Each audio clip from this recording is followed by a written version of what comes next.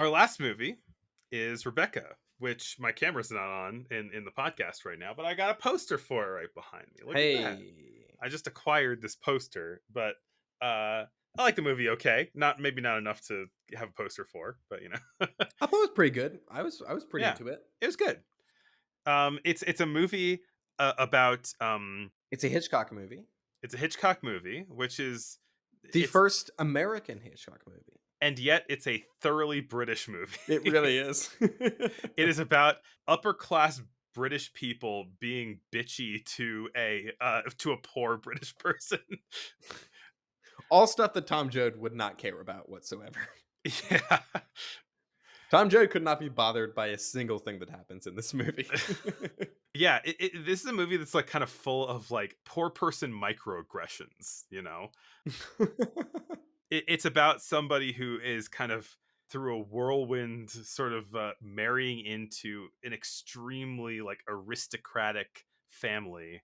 She's not just a fish out of water, but almost it becomes the subject of this kind of intense ire of many people around her because you don't Mm. live up to the old wife. Yeah, it's the whole thing, right? Where what's her name? Well, she doesn't have a name. I guess is the main. Joan Fontaine is the lead, but it is very notably like her character does not have a name. She's only ever referred Hmm. to as Mrs. De Winter or like Darling or something. Right. Where she's working for like some rich woman on vacation, and she meets this handsome fella, George Fortescue Maximilian De Winter or Maxime. Played by Laurence Olivier. Laurence Olivier, a guy who hated method acting, famously. Um, not relevant to this movie, but just a funny thing. They like hit it off, get married, and it is funny. I think there are a couple moments in this movie that really reminded me of The Lodger.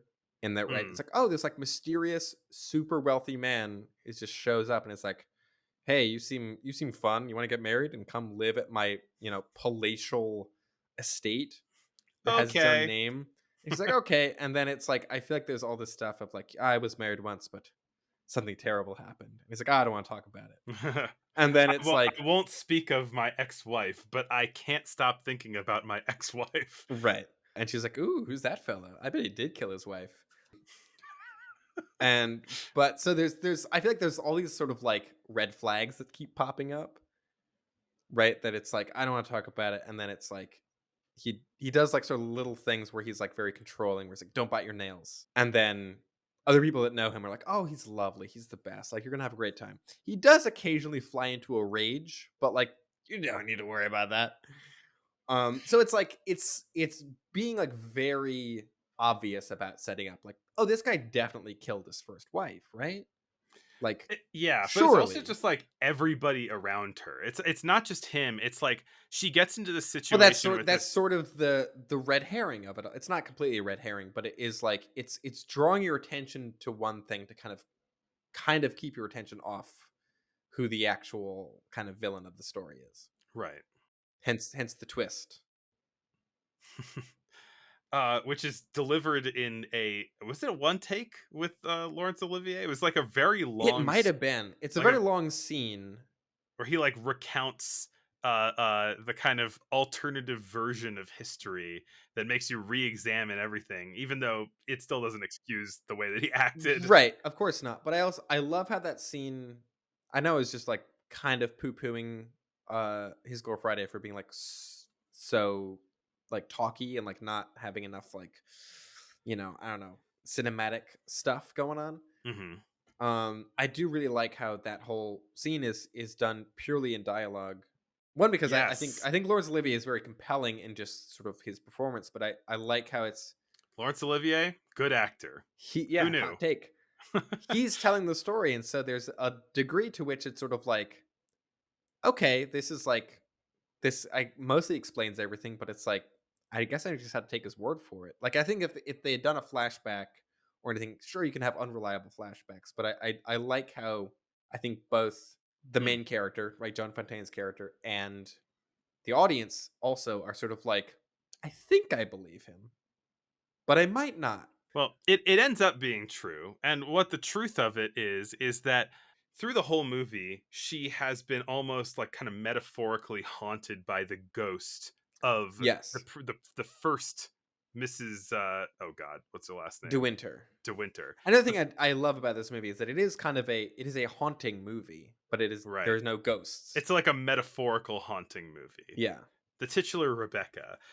Maybe the better way of phrasing it, the more conventional way of phrasing it, is that she is living under the specter of Rebecca, Mm. right? So she's always being compared to her. That's not the way Rebecca would have done it. That's not the way that Mm. the first Mrs. De Winter would have done it. Yeah.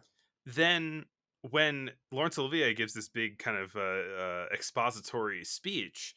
He's, like, stressed smoking the whole time, which I feel like is I don't know, it's like it's good business for him to be doing. One of the really cool like cinematic things that it does in that scene is that it creates, like, as it's talking about, he talks about her walking across the room that they're in, and the Mm. camera moves and follows where she might have been where she would have been Mhm. during this scene, but it's Yeah. just following nothing. And so Yeah. it is making this ghost of her almost more literal while still not being true. Yeah.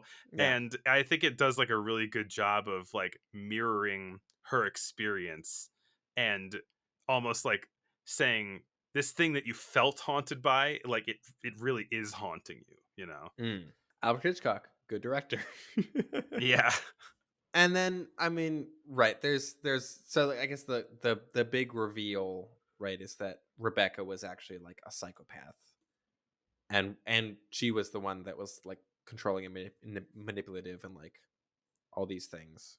Also, she had terminal cancer and was going to die, and so wanted to like get get Maxime to murder her so that he would like take the blame for it.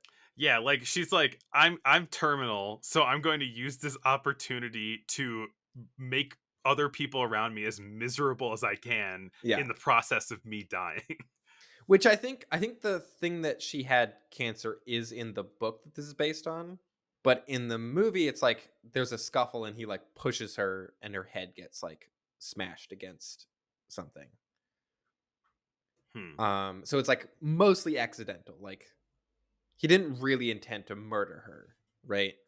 Right. That's manslaughter. And right, in the book he like straight up shoots her. Oh, so she successfully tricks him. Yeah, which I Hmm. think, apparently, David O. Selznick was, like, really pissed that because of the Hays Code it was directly because of the Hays Code that they made the change, and David O. Selznick was like, "The whole point of this book is that it's about a guy who, like, murdered his wife, and that the end is that, like, oh, it's, like, it's not necessarily justified, but it's, like, the twist is that, like, right, it, like, turns kind of that on its head." Huh. And Interesting. then it's like, now it's the story of a man who buried a wife who was killed accidentally. And he's like, that's not as good of a story.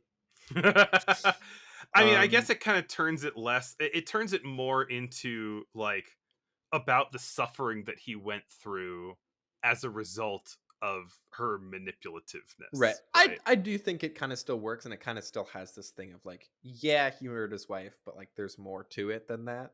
Yeah. Which I think is a very Hitchcocky story to adapt. And also it just right. I think the thing that works well about it is the fact that it is laying it on so thick at the beginning to be like, this guy definitely killed his wife, right? And then the movie's like, well, yeah, but there's also this other thing. Which is kind of I don't know, reminded me of the Lodger a bit, where it's like, no, he's not a serial killer, he's just a weirdo. The great moral of that story. Yeah. Yeah. And then one kind of big element of this movie that we haven't talked about is Mrs. Danvers. Right. I mean, kind of the key to the whole thing. Which also was like another Hays Code thing is that like a lot of crux of the Mrs. Danvers character is not really cut out of this movie, but it is thoroughly downplayed. Which is that she was in love with Rebecca and Hmm. they had a whole thing. And so that is like why she hates the new Mrs. De Winter so much. She liked the old established kind of paradigm, and she bristles a lot at any changes to that. But also, Mhm. yeah, just it's not explicit, but like I feel like fairly, I don't know, it's like a fairly clear read that like I think it's it's pretty either easy like, to read into the movie to like get that out of it. I mean, you could say it's either a sexual or a non-sexual obsession that she might Mhm. have with Rebecca. I think it was more explicitly sexual in the book, is my impression. Yeah. I haven't read the book, but that seems to be a thing where, like, Breen being a homophobe was like, no, that can't be in there. And like when they like submitted the script before they even shot it, it was like he was like, none of that. Apparently, he had no problem with the very explicit fact that Rebecca was sleeping with her cousin. But whatever. You do you, Breen. It's the English aristocracy, you know. Yeah, Mrs. Danvers like is played very very well. Like yeah. she is so creepy in this movie. And from the very beginning, she says all of this stuff that like in words is friendly, but like in her whole vibe is horrific, you know. Mm, Like she's constantly like doing, I guess, this like passive aggressive stuff to the main character. hmm. Mrs. Danvers is kind of the crux of her like not feeling welcome there. In addition to her sort of just Yeah. unsupportive, flies off the handle sometimes new husband. Right. Her new husband who says things like, "Don't be such an idiot, darling." Real line from the movie. Which is not dissimilar to the lines that the parents tell their children in oh god, the other Hitchcock movie, The Man Who Knew Too Much. Oh, It's yeah. just Right. like, Yeah. shut up, darling. Right. Also, I don't remember if he says that, but at some point, someone in this movie refers to scrambled eggs as that mess, which is what I'm going to call scrambled eggs from now on. The most British thing that I loved in this movie was someone going, "There's a thrilling article on what's the matter with English cricket." What's the matter with it? I think the most English thing about this movie is the fact that the creepy incest cousin always says toodaloo whenever he leaves a scene. Often like by a window. He'll just like appear and exit scenes in like upsetting ways. Steal people's chicken wings. But yeah, getting back to Mrs. Danvers. Yeah. There's this like she seems very obsessed with Rebecca from the start, and is like there's immediately this thing where it's like you're not the same as the old Mrs. Stewart. You're not as good as her. Which at first, right, does seem just this kind of like general antagonism of like you can't live up to her greatness. Yeah. And then whenever she tries to talk to Maxime about it, he's like, I don't want to talk about it. I don't want to talk about it. Which you kind of get the sense that, the character probably thinks that it's like he's too distraught, right? He misses her too much, right? That's sort of like the impression that she's getting. The audience, I think, is getting a little bit more of like he doesn't want to talk about it because he murdered her, right? Right. And then, I mean, the truth of it is mostly that it's like, no, he hated her. She was terrible and was like super emotionally abusive, and maybe physically abusive also. I mean, she tried to have this whole murder plot happen, Right.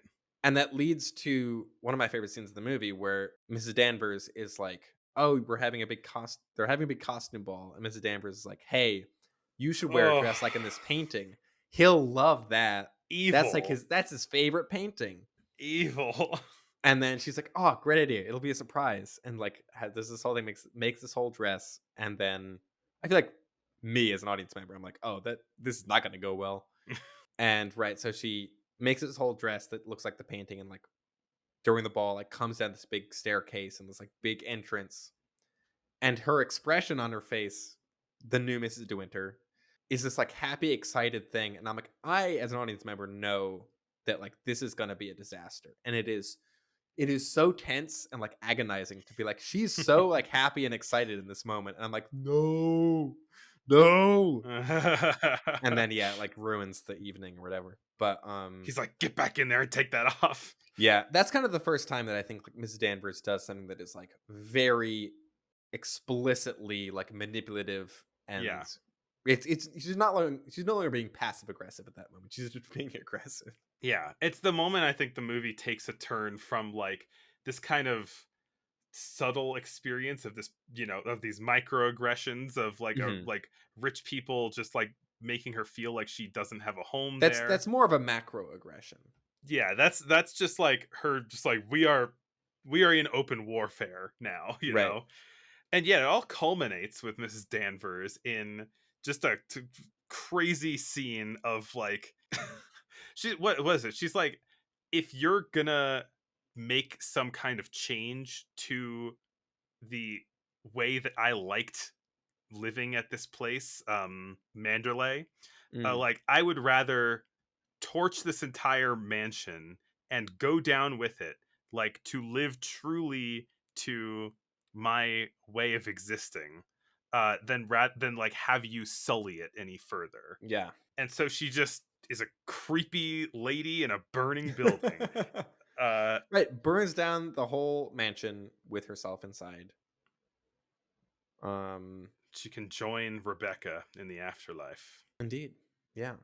I really like how gothic this movie is. Not a hot take that this movie is very gothic. Not a hot topic. No. I don't know. Yeah, I'm into it. I feel like I this makes me want to kind of dig more into the kind of like gothic literature genre Hmm. and that sort of like I like big spooky houses and like, people who like appear mysteriously and they're sort of like, yeah, come live with me in my mansion. Right. I was reminded by most of my exposure to like the gothic romance kind of subgenre is like Crimson Peak, right? Which is kind of a similar setup, right? Where like Tom Mhm. Hiddleston like comes out of nowhere and is like, hey, you want to come live at my creepy, very haunted mansion? Or movie we already mentioned once this episode, Phantom Thread, which I think might be the Yeah. the world's only gothic rom com. That movie rules.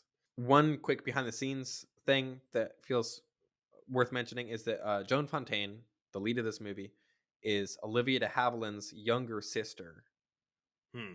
I forget which, like, one of them is like one family name, one is the other, and like I think Olivia de Havilland took the de Havilland name first, and so then like Joan Fontaine was like, well, now I can't use that. There was like a whole sibling rivalry thing between those two, Wow. where like they had careers in Hollywood at the same time, but were like not happy about it. I think a lot of it was like it seems to me on like the very cursory amount of reading I did that like their mother was like very much favoring Olivia of the two. Was like, oh, she's the older one. She's in Robin Hood. Like that's I'm like putting all my like effort as like a stage mom behind her. And then Joan was sort of like, I'm also in movies. Um, but so they were always billed under different last names, and I think had this sort of long-standing rivalry that I think got kind of cleaned up later on in life. But I didn't know that while watching the movie, but I did thinking like watching it, I was sort of like Joan Fontaine has kind of an Olivia de Havilland vibe. Like, well, yeah. And then my only other thing is, did you know that when you went to sleep no more, did you know that Manderley was a Rebecca reference? I did not. And then as soon Neither as did they I. said Manderley, I was like, Hey, it's oh. like I think first line of dialogue in the whole movie is like, "Oh, Manderley" or something. And then I found out after this that there's also a Lars von Trier movie called Manderley that is unrelated, but I think also is like an estate, but it's like a plantation. I think Oh, um, loaded. very loaded. I'm sure he'll be very respectful with that. Right. I'm sure he'll be very chill about it.